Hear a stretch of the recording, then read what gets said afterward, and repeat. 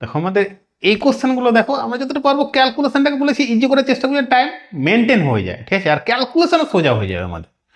প্রথমে আমরা কি করব দেখো, সির ভ্যালুটাকে আমরা যদি জিরো ধরে নেয় তাহলে পরে আরও সোজা হয়ে যাবে ক্যালকুলেশন। সির ভ্যালু যদি আমরা এখানে জিরো ধরি তাহলে এ প্লাস বি সমান 16 হয়ে যায়।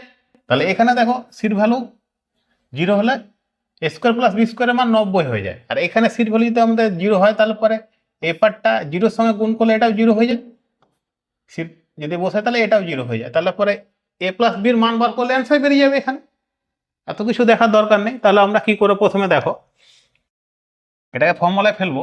তাহলে পরে এ প্লাস বি হোল স্কোয়ারের ফর্মুলা ফেলি। এটাকে যদি আমরা করি তাহলে পরে a square plus 2a plus b square, তাহলে আমরা এটাকে লিখছি a square plus b square plus 2ab, ঠিক আছে।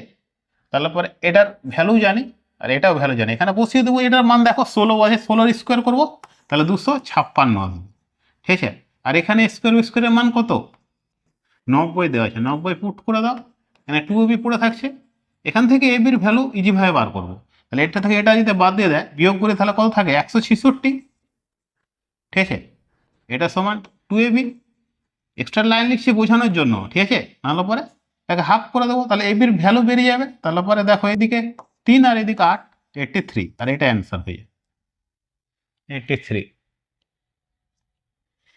দেখো তোমরা যাতে বুঝতে পারো তার জন্য আমরা এক্সট্রা লাইন লিখি, নাহলে পরে 1-2 লাইনে প্রত্যেকটা কোশ্চেন আমরা